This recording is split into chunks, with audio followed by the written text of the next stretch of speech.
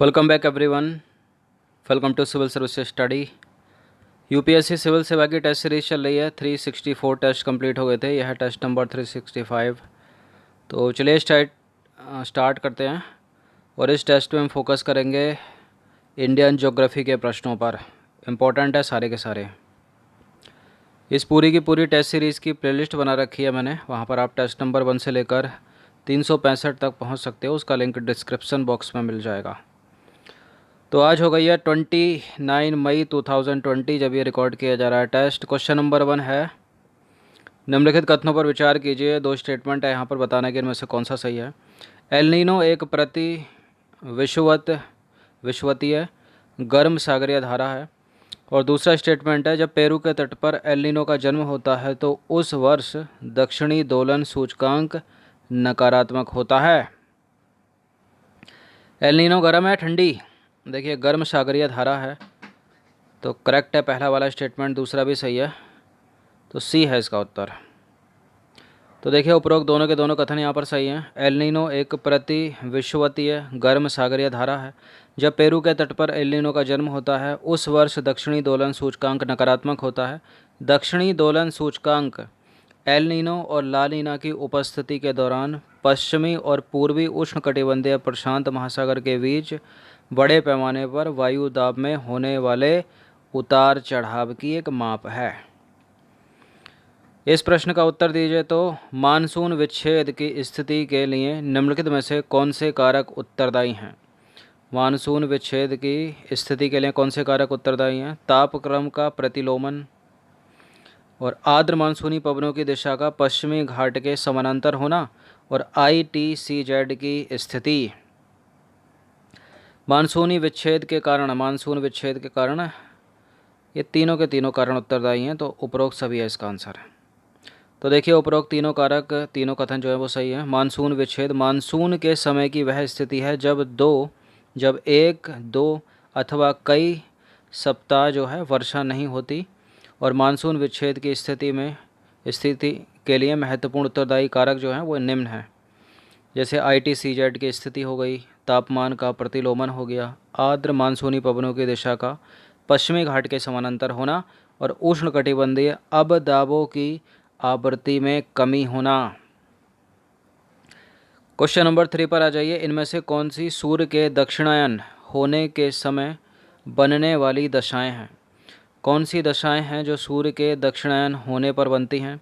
पश्चिमोत्तर भागों में उच्च दाब का विकास और उपोष्ण पछुआ जेट पवनों की पुनः अपने स्थान पर वापसी, ITCZ का दक्षिण की ओर स्थानांतरण और उत्तर पूर्वी व्यापारिक पवनों का अपने स्थान से विचलन होना। सूर्य के दक्षिणायन होने के समय बनने वाली दशाएं, देखिए पहला वाला है पश्चिमोत्तर भागों में उच्च दाब का विकास, उपोष्ण पछुआ जेट पवनों की पुनः अपने स्थान पर वापसी और ITCZ का दक्षिण की ओर स्थानांतरण। ये वाला गलत है क्योंकि इसमें विचलन नहीं होता, स्थैतिक रहती है वो। तो उत्तर पूर्वी व्यापारिक पवनों का अपने स्थान पर जो है वो अटल रहना, मतलब डटा रहना, विचलन होना नहीं है। गलत है ये वाला स्टेटमेंट, इसको काटो। इसका उत्तर हो जाएगा 1 2 3। तो कथन 4 यहाँ पर असत्य है क्योंकि उत्तर पूर्वी व्यापारिक पवनों का अपने स्थान पर कायम होना विचलन होना नहीं। तो देखिए सूर्य के दक्षिणायन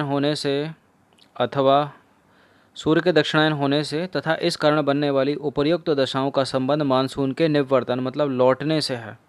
सूर्य के दक्षिणायन होने के समय बनने वाली जो दशाएं हैं वो निम्नलिखित हैं।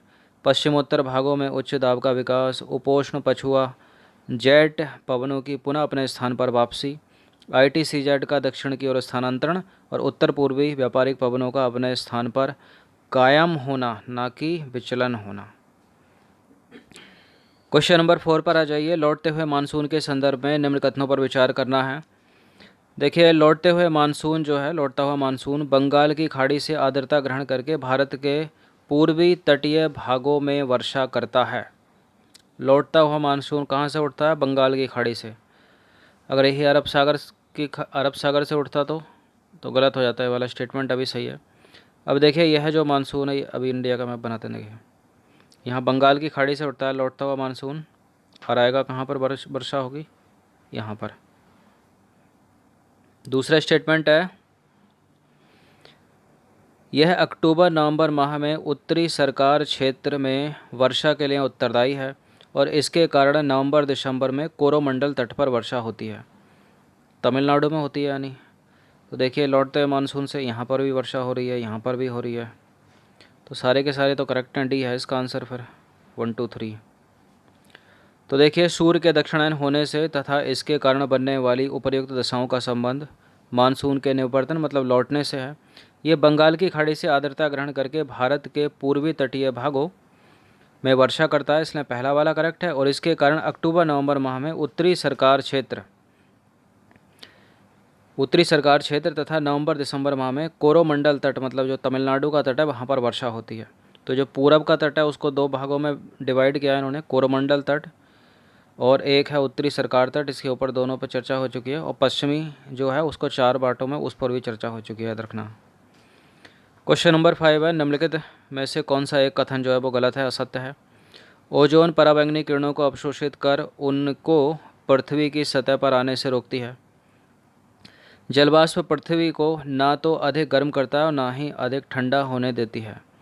कार्बन डाइऑक्साइड सौर विकिरण के लिए अपारदर्शी है किंतु पार्थिव विकिरण के लिए पारदर्शी है। कौन सा गलत है इसमें एक? देखिए इसका तो पता ही होगा आपको, ओजोन पराबैंगनी किरणों को अवशोषित कर उनको पृथ्वी की सतह पर आने से रोकती है। 6 क्लास से पढ़ रहे होगे, कई साल हो गए। अब देखिए जलवाष्प पृथ्वी को ना तो अधिक गर्म करती है और ना ही अधिक ठंडा करती है, ये भी सही बात है। ये वाला डी गलत है, मतलब तीसरा वाला गलत है, थर्ड वाला स्टेटमेंट। कार्बन डाइऑक्साइड सौर विकिरण के लिए पारदर्शी है और पार्थिव विकिरण हेतु अपारदर्शी है। तो गलत ढूंढना है तो 3 गलत है यहाँ पर, मतलब बी हो जाएगा इसका उत्तर। तो देखिए कार्बन डाइऑक्साइड मौसम विज्ञान की दृष्टि से बहुत महत्वपूर्ण गैस है क्योंकि यह सौर विकिरण के लिए पारदर्शी है लेकिन पार्थिव विकिरण के लिए अपारदर्शी। तो उल्टा करो यहाँ पर, इंटरचेंज करो, तभी करेक्ट है ये, अन्यथा गलत है। देखते हैं क्वेश्चन नंबर 6 है, निम्नलिखित कथनों पर विचार करें। 3 स्टेटमेंट है यहाँ पर, बताना क्या है। उपरोक्त कारकों में से कौन से कारक भारत में उत्तर पश्चिम मानसून के लिए उत्तरदायी हैं? तो पहला स्टेटमेंट है, सर्दियों में तिब्बत के पठार एवं साइबेरियाई पठार के ऊपर उच्च दाब सेल का निर्माण। दूसरा है दक्षिण हिंद महासागर में उच्च दाब क्षेत्र का पश्चिम की ओर स्थानांतरण और इसके बाद कमज़ोर पड़ जाना। भारत के दक्षिण में उष्ण कटिबंध अभिसरण क्षेत्र का प्रवास। देखिए सारे के सारे कारक जो हैं उत्तरदायी हैं भारत में उत्तर पश्चिम मानसून के लिए। तो डी है इसका उत्तर उपरोक्त सभी। तो दक्षिण पश्चिम मानसून से अलग उत्तर पश्चिम मानसून पूरी तरह से स्पष्ट व विभेदित विषमताओं से युक्त नहीं होता, फिर भी भारत में उत्तर पश्चिम मानसून के गठन के लिए उपर्युक्त सभी कारक भारत में उत्तर पश्चिम मानसून के लिए जो है उत्तरदायी हैं। क्वेश्चन नंबर 7 पर आ जाइए। निम्नलिखित कथनों पर विचार करना है। 3 स्टेटमेंट है यहाँ पर, बताना कि इनमें से कौन सा सही है। देखिए 9 से 13 किलोमीटर की ऊंचाई पर मध्य और पश्चिमी एशिया से पूर्व की ओर बहने वाली पवनों को जेट प्रवाह कहा जाता है। पश्चिमी विक्षोभ भारतीय महाद्वीप में पश्चिम और उत्तर पश्चिम में प्रवेश करते हैं और लाल सागर में उत्पन्न होते हैं। अंतः उष्ण कटिबंध अभिसरण क्षेत्र का दक्षिण की ओर स्थापित होने से भारत में मानसून का आगमन होता है। देखिए इसमें सही छांटना है तो सही है, पहला वाला तो करेक्ट है। 9 से 13 किलोमीटर की ऊंचाई पर मध्य और पश्चिम एशिया से पूरब की ओर बहने वाली पवनों को जेट प्रवाह कहते हैं, ये सही है। जो वेस्टर्न डिस्टर्बेंस होता है, पश्चिमी विक्षोभ होता है, जो सर्दियों में वर्षा होती है भारत के पश्चिम में उत्तर पश्चिम क्षेत्रों में, वो लाल सागर से नहीं, वो मेडिटेरियन सी से उड़ता है, मतलब भूमध्य सागर से उड़ता है। तो जहाँ जहाँ तो उसको हटा दीजिए। अंतः उष्ण कटिबंध अभिसरण क्षेत्र का दक्षिण की ओर नहीं बल्कि उत्तर की ओर स्थापित होने से भारत में मानसून का आगमन होता है। तो ये भी कट जाएगा थर्ड वाला, केवल एक ही सही है पर इसका। तो देखिए कथन 2 और 3 असत्य हैं, केवल एक सही यहाँ पर। 9 से 13 किलोमीटर की ऊंचाई पर मध्य और पश्चिमी एशिया से पूर्व की ओर बहने वाली पवनों को जेट प्रवाह जो है वो कहा जाता है। और पश्चिमी विक्षोभ भारतीय महाद्वीप में पश्चिम और उत्तर पश्चिम से प्रवेश करते हैं और भूमध्य सागर में उत्पन्न होते हैं, न कि लाल सागर में। भारत में इनका प्रवेश पश्चिमी जेट प्रवाह द्वारा होता है। तो गलत है दूसरा वाला, भूमध्य सागर है, लाल सागर नहीं है। अंतः उष्णकटिबंध अभिसरण क्षेत्र का उत्तर की ओर स्थापित होने से भारत में मानसून का आगमन होता है, न कि दक्षिण की ओर, इसलिए गलत है तीसरा भी। क्वेश्चन नंबर 8 पर आ जाइए। निम्नलिखित कथनों पर विचार कीजिए। उच्चवाच तापमान वायु दाब भारत की जलवायु को प्रभावित करने वाले भौतिक कारक हैं। हिमालय पर्वत जो है वो मानसून पवनों को रोककर उपमहाद्वीप में वर्षा का कारण बनता है। जल और स्थल के तापमान अंतर के कारण भारतीय उपमहाद्वीप में विभिन्न वायुदाब के क्षेत्र विकसित हो जाते हैं। तो ये तो पढ़ा होगा आपने, करेक्ट हैं सारे के सारे स्टेटमेंट। तो क्या है उत्तर? डी है इसका उत्तर। ये लाइन भी 50 बार रिपीट हुई होगी ज्योग्राफी में। हिमालय पर्वत मानसून पवनों को रोककर उपमहाद्वीप में वर्षा का कारण बनता है, और ये उच्चवाच तापमान वायुदाब भारत की जलवायु को प्रभावित करने वाले कारक हैं, भौतिक हैं, ये भी कई बार बताया है। चलिए क्वेश्चन नंबर 9 पर आ जाइए। निम्नलिखित कथनों पर विचार करना है। दो स्टेटमेंट है यहाँ पर, बताना कि कौन सा सही है। देश के मध्य भाग से गुजरने वाली कर्क रेखा के उत्तरी भाग शीतोष्ण कटिबंध में और दक्षिणी भाग उष्ण कटिबंध में पड़ता है। फिर से सुन लीजिए। देश के मध्य भाग से जो गुजरती है कर्क रेखा का जो उत्तरी भाग है वो शीतोष्ण कटिबंध में, और जो दक्षिणी भाग है वो उष्ण कटिबंध में पड़ता है। उष्ण कटिबंध भूमध्य रेखा के निकट होने के कारण पूरे वर्ष उच्च तापमान और कम दैनिक तापांतर का अनुभव करता है। बिल्कुल करेक्ट हैं दोनों के दोनों स्टेटमेंट। सी है इसका उत्तर, दोनों। पढ़ लीजिएगा एक बार और फिर से। 10वें प्रश्न पर आ जाइए। एल नीनो के संदर्भ में विचार करना है। एल नीनो ला नीना मोस्ट इंपॉर्टेंट है दोनों के दोनों। तो एल नीनो पेरू तट के निकट भूमध्य रेखीय उष्ण समुद्री धारा का विस्तार है। इसके परिणाम स्वरूप प्लवकों की मात्रा में वृद्धि होती है, जिससे समुद्र में मछलियों की संख्या बढ़ जाती है। देखिए एल नीनो जो है वो गर्म जलधारा है, गर्म समुद्री धारा है, और भूमध्य रेखीय उष्ण समुद्री धारा है ये, और पेरू के तट के निकट उत्पन्न होती है। पहला वाला करेक्ट है, दूसरा गलत है, क्योंकि पादप प्लवकों की वृद्धि जो है इससे रुक जाती है, कम हो जाती है। कम हो जाएगी तो मछलियों की संख्या बढ़ेगी, थोड़ी घटेगी। केवल एक सही है, दूसरा गलत है। तो देखिए एल नीनो एक जटिल मौसम तंत्र है जो हर 5 से 10 साल में प्रकट होता है। इसमें महासागरीय और वायुमंडलीय परिघटनाएं शामिल होती हैं।